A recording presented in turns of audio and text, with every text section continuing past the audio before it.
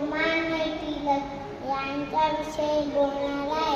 यांचे पूर्ण नाव बाळ गंगाधर टिळक असे होते. त्यांचा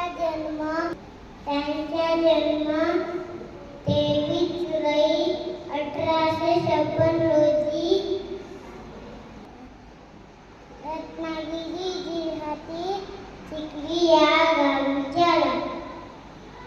यांचे वडिलांचे नाव गंगाधर व आईचे नाव पार्वतीबाई होते. जय हिंद, जय महाराष्ट्र.